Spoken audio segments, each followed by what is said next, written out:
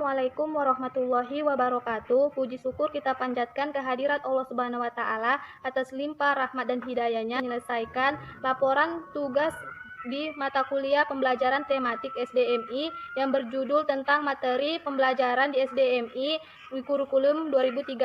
Tak lupa sholawat beriringkan salam kita hadiahkan ke junjungan Nabi besar kita Muhammad Shallallahu Alaihi Wasallam yang berlapaskan Allahumma sholli ala Sayyidina Muhammad wa ala ali Sayyidina Muhammad, yang mana syafaatnya yang kita nantikan hingga ke akhir kelak nanti.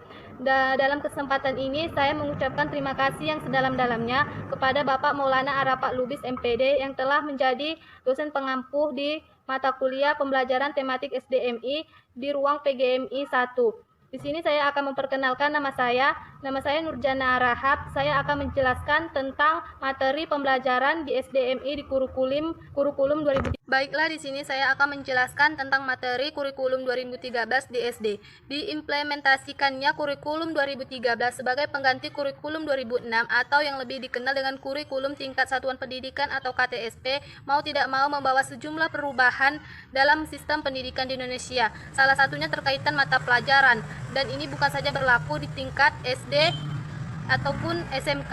Salah satu perubahan yang paling menonjol dan bisa ditemukan pada jenjang sekolah dasar SD misalnya adalah diterapkannya sistem pembelajaran berbasis tematik integratif. Pembelajaran tematik integratif atau terpadu sendiri merupakan pembelajaran yang memadukan berbagai mata pelajaran yang memiliki tema sama. Sistem ini diterapkan di SD karena karakteristik siswa yang masih memandang sesuatu secara holistik atau menyeluruh. Bukan saja dianggap belum mampu memilih konsep dari berbagai disiplin ilmu, siswa SD juga dikenal dengan cara berpikirnya yang dedukatif atau dari yang umum ke bagian-bagian yang kecil. Oleh karena itu, pembelajaran tematik integratif diyakini dapat menjadi pembelajaran sesuai dengan karakteristik mereka. Nah, jika sebelumnya mata pelajaran IPA dan IPS berdiri sendiri, dalam pembelajaran ini keduanya menjadi materi pembahasan pada semua pembelajaran. Dalam artian, dua mata pelajaran ini akan diintegrasikan ke semua mata pelajaran.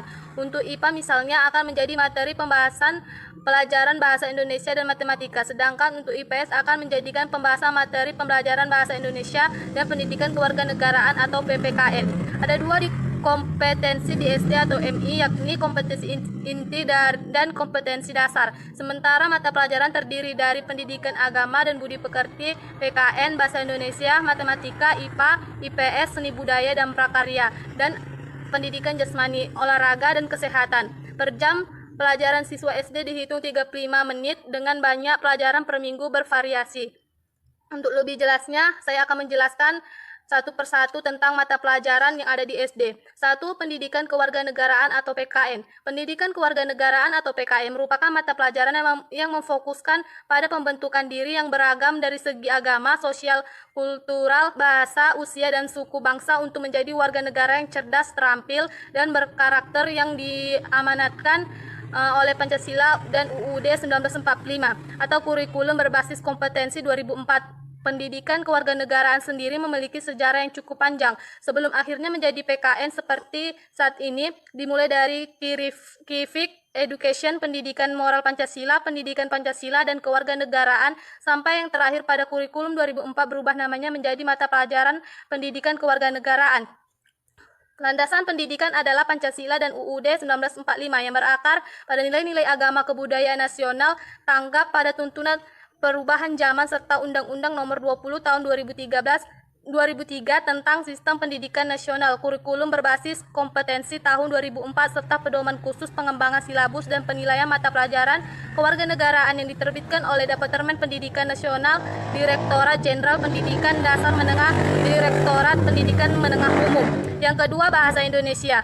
Landasan adalah Pancasila. Bahasa Indonesia merupakan salah satu mata pelajaran yang sangat penting di sekolah. Karenanya sudah diajarkan mulai jenjang pendidikan sekolah dasar. Pembelajaran bahasa Indonesia di sekolah diharapkan dapat membantu siswa mengenal dirinya, budayanya, dan budaya orang lain, mengemukakan gagasan dan perasaan berpartisipasi dalam masyarakat yang menggunakan bahasa tersebut dan menemukan serta menggunakan kemampuan analitis dan imajinatif yang ada dalam dirinya. Tujuan pembelajaran bahasa Indonesia itu antara lain: 1. Membantu peserta didik agar mampu berkomunikasi dengan bahasa Indonesia secara efektif sesuai dengan potensi masing-masing dalam bentuk mengamalisasi dan pengorganisasian ide. 2. Membantu atau membina anak didik agar memperoleh kemampuan dalam menyimak, berbicara, menulis, dan membaca. Yang ketiga, memperkenalkan kepada anak didik karya sastra yang bernilaikan sehingga terdorong dan untuk bisa membacanya. Yang keempat, memperluas pengalaman anak didik melalui media massa serta dapat menyenanginya sehingga memperoleh manfaat terhadapnya, terutama dapat mengenal kondisi nasional dan internasional.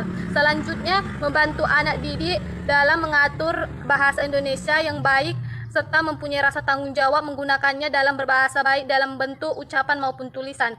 Dan selanjutnya tentang pelajaran matematika. Secara etimologi, matematika berasal dari bahasa Yunani yang berarti pengetahuan, pemikiran, pembelajaran. Sebagai sebuah pelajaran matematika adalah ilmu yang mempelajari hal-hal seperti besaran, struktur, ruang, dan perubahan. Di sini, guru memberikan kesempatan kepada siswa untuk melakukan kegiatan penemuan dan penyelidikan pola-pola dan untuk menentukan hubungan kegiatan sendiri dapat dilakukan melalui percobaan untuk menemukan urutan, perbedaan, perbandingan, pengelompokan, dan sebagainya, serta memberi kesempatan siswa untuk menemukan hubungan antara pengertian satu dengan yang lainnya. Dalam pembelajaran tematik, guru harus memberikan kesempatan kepada siswa untuk berpikir berbeda menggunakan pola pikir mereka sendiri sehingga menghasilkan penemuan mereka sendiri. Guru juga meyakini bahwa siswa mampu mereka dapat memberikan pengertian untuk saling menghargai penemuan dan hasil kerja orang lain. Adapun tujuan mempelajari matematika adalah membekali siswa dengan kemampuan untuk memenuhi kebutuhan praktis dan memecahkan masalah dalam kehidupan sehari-harinya. Sebagai contoh terkait terhitung, menghitung, mengolah, menyajikan dan menafsirkan data yang dapat dilakukan dengan menggunakan kalkulator dan komputer. Selain itu, mata pelajaran matematika juga dibutuhkan untuk membantu siswa memahami bidang studi lain seperti fisika, kimia, ekonomi, dan sebagainya, sehingga para siswa dapat berpikir logis, kritis, dan praktis, disertai sikap positif dan jiwa kreatif. Assalamualaikum warahmatullahi wabarakatuh. Nama saya Dermiati Arhab. Di sini saya akan melanjutkan pembahasan tentang materi kami yang berjudul Seni Budaya dan Prakarya atau disingkat dengan SBDP.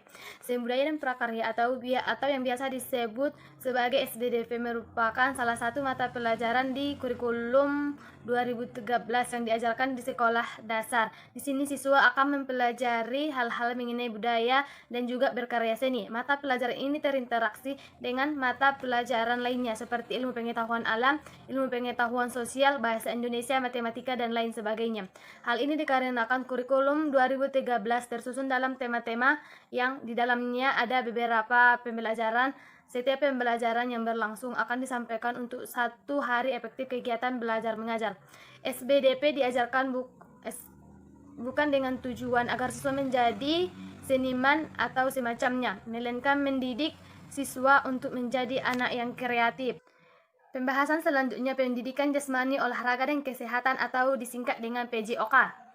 Menurut Badan Standar Nasional Pendidikan atau BSNP, yang dimaksud dengan pendidikan jasmani adalah suatu proses pembelajaran melalui aktivitas jasmani yang didesain untuk meningkatkan kebugaran jasmani siswa, mengembangkan keterampilan motorik, pengetahuan dan perilaku hidup sehat dan aktif, sikap sportif, dan kecerdasan emosi. Tujuan pembelajaran ini adalah untuk menyediakan dan memberikan berbagai pengalaman gerak untuk membentuk fondasi gerak yang kokoh yang pada akhirnya diharapkan dapat mempengaruhi gaya hidup siswa yang aktif dan sehat atau active lifestyle. Penguasaan berbagai keterampilan gerak dasar oleh siswa akan mendorong perkembangan dan keterkaitan berbagai keterampilan fisik yang lebih kompleks, yang pada akhirnya akan membantu siswa memperoleh kepuasan dan kesenangan dalam melakukan aktivitas fisiknya. Pembahasan selanjutnya yaitu pendidikan IPA. IPA merupakan salah satu mata pelajaran pokok dalam kurikulum pendidikan di Indonesia, termasuk pada jenjang sekolah dasar kelas 6 sampai dengan kelas 6 SD. Mata pelajaran ini mengkaji usaha manusia dalam memahami alam semesta melalui pengamatan yang tepat pada sasaran, serta menggunakan prosedur dan dijelaskan dengan penalaran sehingga mendapatkan suatu kesimpulan. Disimpulkan bahwa ilmu pengetahuan alam merupakan pembelajaran berdasarkan pada prinsip-prinsip proses yang dapat membutuhkan sikap ilmiah siswa terhadap konsep-konsep IPA melalui pengamatan, diskusi, dan pendidikan sederhana. Pembelajaran IPA di SD memberi kesempatan untuk memupuk rasa ingin tahu siswa secara alamiah. Hal ini akan membantu siswa mengembangkan kemampuan bertanya dan mencari jawaban berdasarkan buku, serta mengembangkan cara berpikir ilmiah. Pembahasan selanjutnya yaitu pendidikan IPS. IPS atau disebut dengan ilmu pengetahuan sosial merupakan satu mata pelajaran yang diberikan sejak SD dan MI. Di jenjang ini IPS memuat materi pengetahuan sosial dan kewarganegaraan. Melalui pengajaran pengetahuan sosial, siswa diarahkan, dibimbing, dan dibantu untuk menjadi warga negara Indonesia dan warga dunia yang efektif. Tujuan mempelajari pendidikan IPS adalah menelaah interaksi antara individu dan masyarakat dengan lingkungan atau fisik dan sosial budaya. Materi di sini digali dari segala aspek kehidupan praktis sehari-hari di masyarakat, baik terkait mata pencaharian, pendidikan, keagamaan, produksi, komunikasi, dan transportasi, termasuk lingkungan geografis dan budaya yang meliputi segala aspek geografi dan antropologi yang terdapat sejak dari lingkungan anak yang terdekat sampai yang terjauh. Penyampaian materi didasarkan pada suatu tradisi, di mana materi disusun dalam urutan anak atau diri sendiri, keluarga, masyarakat atau tetangga, kota, region, negara, dan dunia. Tujuan pendidikan IPS adalah membina siswa agar menjadi warga negara yang baik, yang memiliki pengetahuan, keterampilan, dan kepedulian sosial yang berguna bagi dirinya serta bagi masyarakat dan negara. Baik, cukup sekian dari pembahasan kami. Kurang dan janggalnya kami mohon maaf. Kami akhiri dengan salam. Wassalamualaikum warahmatullahi wabarakatuh.